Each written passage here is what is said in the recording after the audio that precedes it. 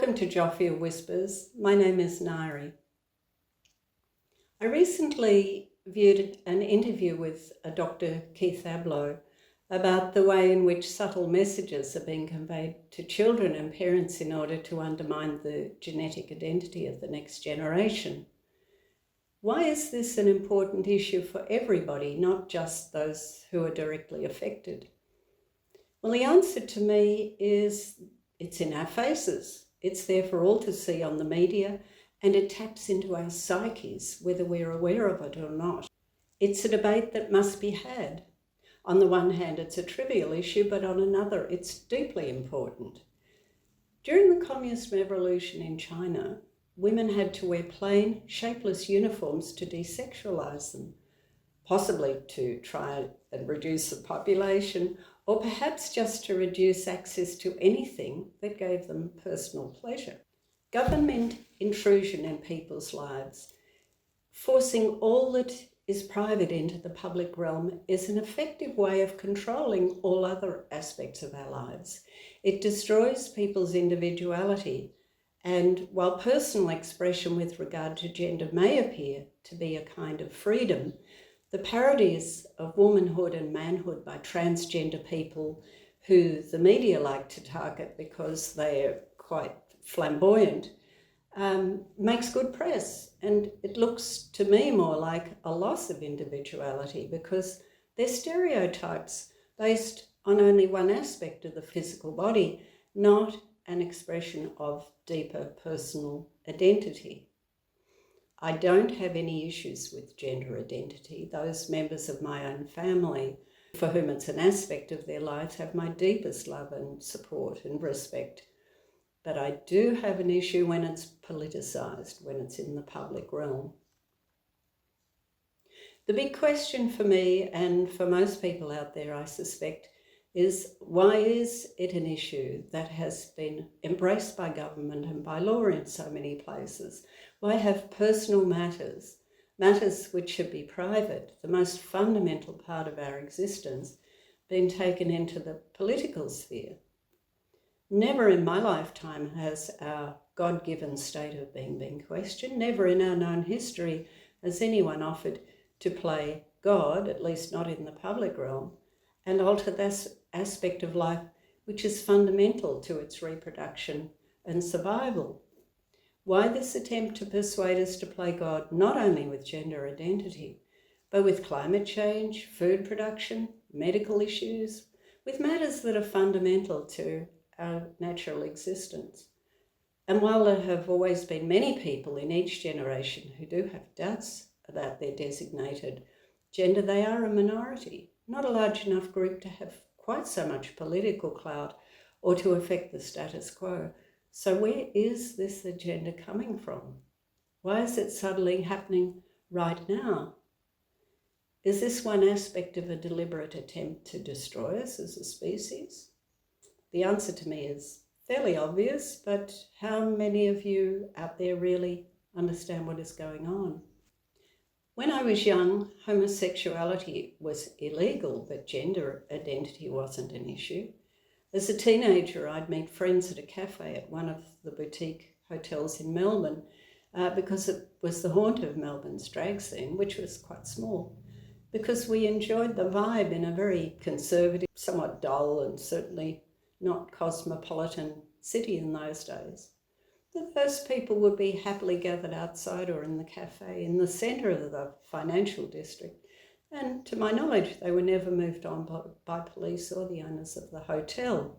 There was no problem, and they were a very small minority anyway. They always have been. However, that is how things were generally, although it doesn't mean they were never harassed on a personal level. I'm sure there were homophobic people around who like to victimise others and not understanding it's a weakness in themselves, not in the people they're attacking. But that's another issue, isn't it?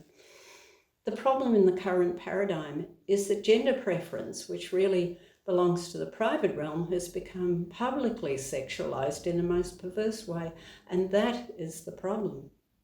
For a male person to publicly dress in women's clothing which is designed for strip clubs, to cover his face in thick makeup which in women would destroy their looks.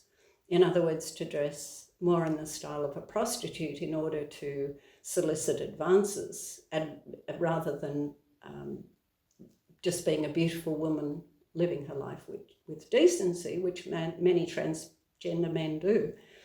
It's a parody of the feminine and an insult to the female sex.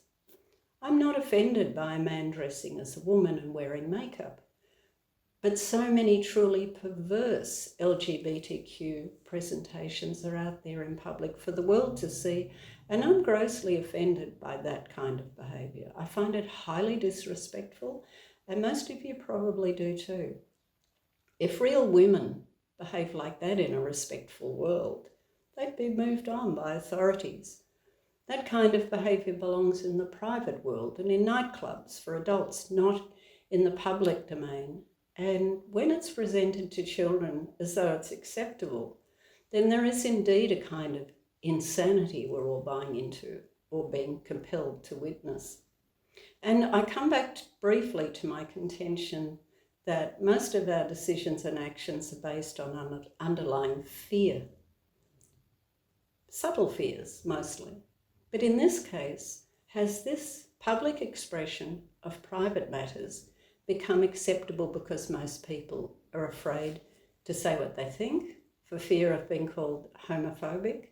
How many people who support that behaviour are really just virtue signalling?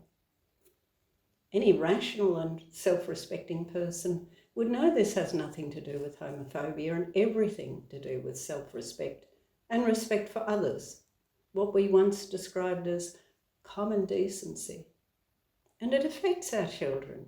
When children witness what they see as apparently acceptable behaviour in public that questions gender identity, why would their young minds not be susceptible to this, an attack on their minds and our genetic future as a species? So why are governments involved in this issue, which is fundamental to survival, masculine and feminine, vital aspects of almost all life?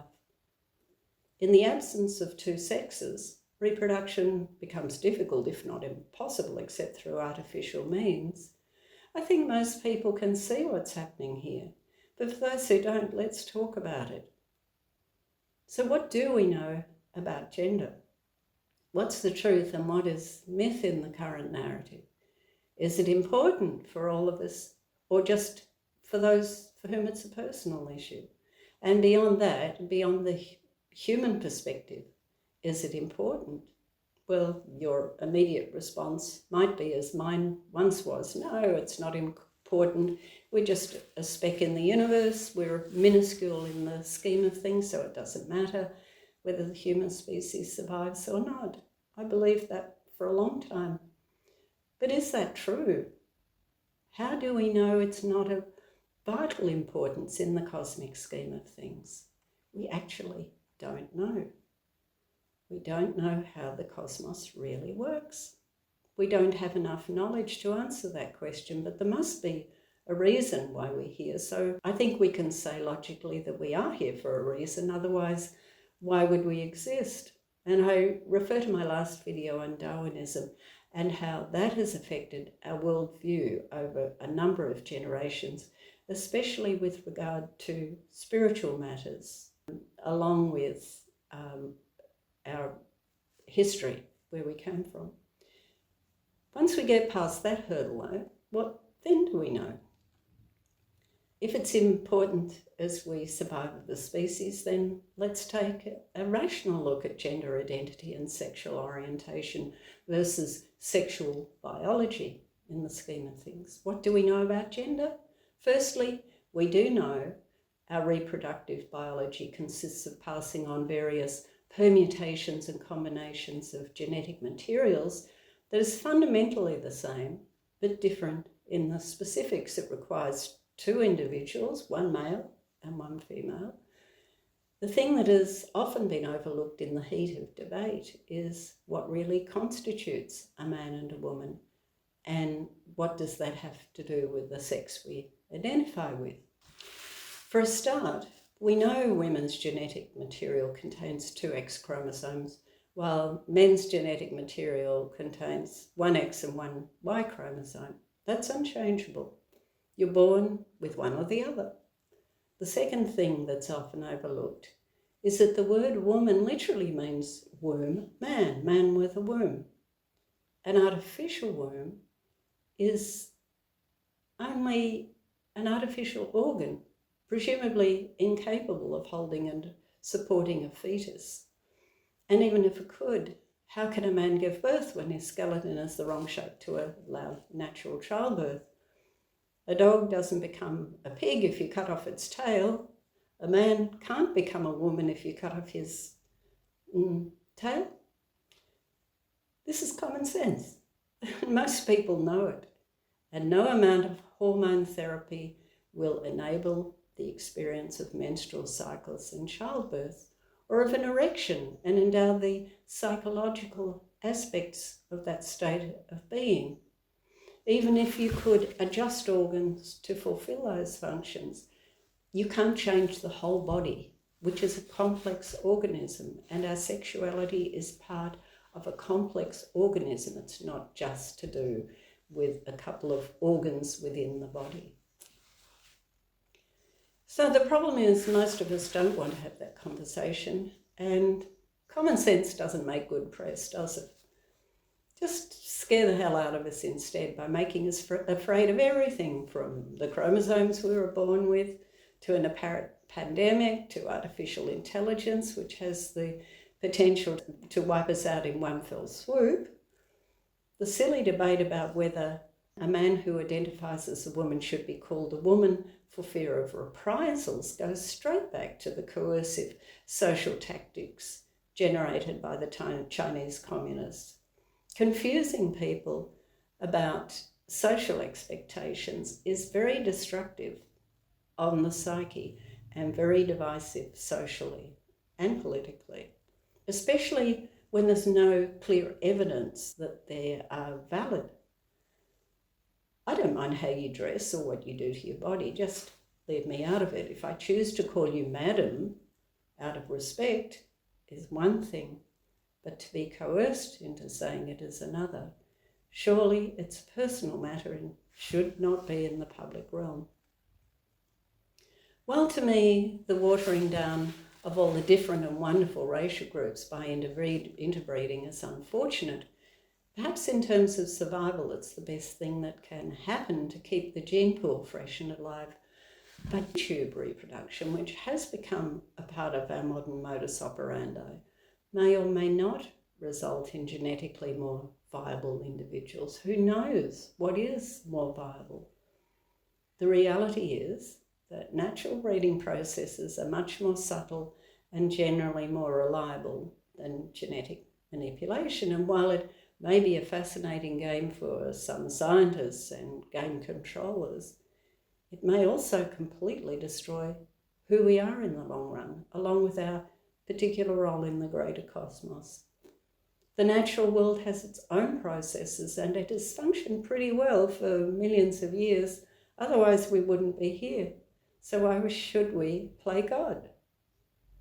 I asked God what he thought of all this, and he said, "Why would you throw away my greatest gift, the love between a man and a woman? If you do, you deserve all you get." I just thought I'd throw that in. To take a balanced view of the issue, though, it should be pointed out that studies of the brain have shown that while the brains of men and women are actually different in a number of areas, it has also been shown that those same parts of the brain in people who identify with the opposite gender often show the characteristics of that preferred gender. So that's pretty interesting. Men who feel as though they are female generally have a more female brain. So there's no doubt the issue is very real and problematic for so many. But while that's true, the issue isn't whether they should be able to lead their lives according to their own inclinations, but whether it should become an issue for the rest of society, whether it should be politicised. Focusing attention on gender issues and confusing people through constant exposure and propaganda is threatening our normal reproductive processes. And if it happens in large enough numbers and for a long enough period of time, where will our future generations come from? Test tubes? Baby factories? Is that the plan for the future? But then what happens to the mind of individuals who are not reared by human parents, who are not breastfed, not hugged, not given personal attention, who don't know who they really are? What happens to their souls? We have a human heart and a human brain. Children need nurturing in those first few precious years if they are to become well-balanced individuals. In the natural world, reproduction occurs through two sexes. We call them masculine and feminine. One half the donor, the other the receiver. It's fundamental to our existence. And if that system breaks down, then the process collapses. If there is an entity out there, and I don't know what I mean by that, perhaps an intelligence which we don't know or understand yet. But if there were something that wanted to break down the system and destroy it, to destroy us, how might that best be achieved?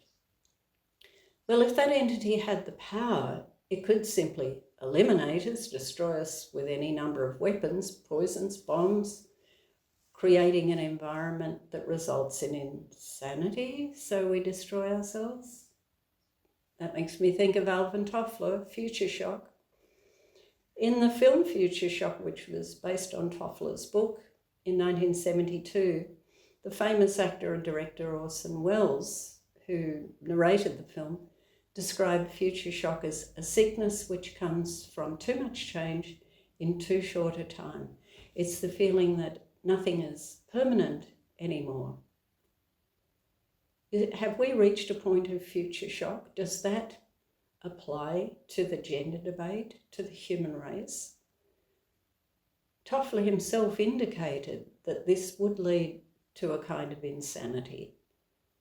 Does that belong to us in 2024? What I am seeing around me in the world today, I honestly would describe as a kind of insanity. And I do hear the word a lot these days.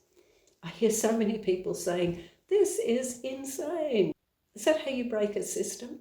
Create doubts in people's minds? Create a kind of insanity where people no longer believe what they once knew, even to the extent of not knowing whether they are male or female, despite having the appropriate physical characteristics? I've only come across 3 people in my life who are obviously not in the right body, despite the fact that I've known many people who describe themselves as gay or transgender. One case was a friend's child, a boy of about 18 months old. I was sitting one day talking with people and pulled him onto my lap to give his mum a break. And I instantly felt there was something slightly odd about this small bundle. He was very sweet, but his energy, his persona didn't quite feel right. And I didn't register then that his actual gender might have been an issue, but he didn't feel like a boy. It wasn't until he was around 7 years old that he refused to go to school one day, until his mother, in an intuitive moment, asked him if he would like to go to school in a dress. Well, his face lit up and he happily went off to school in the dress and wore one for a very long time, to my knowledge. I haven't seen him for a few years. Everything about this boy was feminine. His whole persona was feminine, and he naturally enjoyed playing girls' games. So obviously that's what I had felt in him all those years earlier. I don't know what his situation is now. I think he's probably in his early teens, and I've lost contact, so I don't know how things have progressed with him. But I have to say, if that sounds like justification for sex change surgery, I don't accept that it is. She was never faced with promotional material, nor was her mother, to persuade her that surgery might be an option, and she was perfectly happy because she'd been given permission to be who she was, a girl's brain in a boy's body. What's wrong with that? As long as the individual can lead a normal, happy life, what's wrong with that? It's surely a better option than having surgery, which results in infertility and lack of sexual function for life. Sexual pleasure is one of our greatest gifts. Why destroy it? Another instance was an adult friend who did make the decision to transition to a woman after fathering several children. And I know there are many men who have done this, and I'm sure she has no doubt that she made the right decision. But the psychological aspects of her condition continued, or perhaps even still continue, to trouble her. I feel compassion for people in her situation, but she made a conscious decision, not based on outside persuasion. It was entirely her decision, not coercion. Coercion in children is easy to apply since their identity isn't fully realised until well into adulthood, and there are so many who have regretted that decision once they reached adulthood. Like death, it's irreversible. Grief and a deep sense of loss, I suspect, is profound for those people. Even I, a tiny, feminine-looking woman, always wished I was a boy when I was young, and I still prefer the company of men because I identify in so many ways with the way men generally think. But that doesn't mean I'm a man in a woman's body. I'm most definitely of the female gender. Gender identity is a continuum. It's not a fixed aspect of our lives. And it has nothing to do with our sexual preference. We understand that. And homosexuality is a surprisingly common sexual preference, but not a gender issue. So why are some governments so invested in promoting and supporting so-called gender reassignment? Why would a government support a situation which results in sterility? That's an assault, surely, on our humanity and our future survival. Most of us know there is a depopulation agenda. It's been publicly stated by large, powerful bodies, who I won't mention here.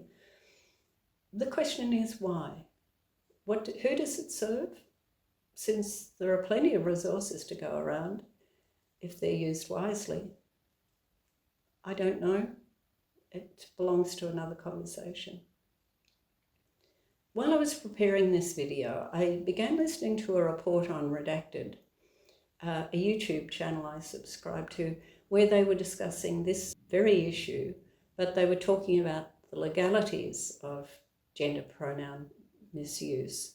But then the conversation went into some of the horrendous medical problems experienced by many who have undergone gender realignment surgery. And I really think it's worth watching because it's such a serious matter for individuals who are faced with this dilemma. And you may be or know of someone to whom this is of vital importance. So I'll put the links I've talked about below. Let me know what you think about it by commenting below, or you can go to my website, nairij.com, and leave a comment there if you'd like to. And thank you for joining me. I hope to see you next time. Until then, stay well, stay blessed.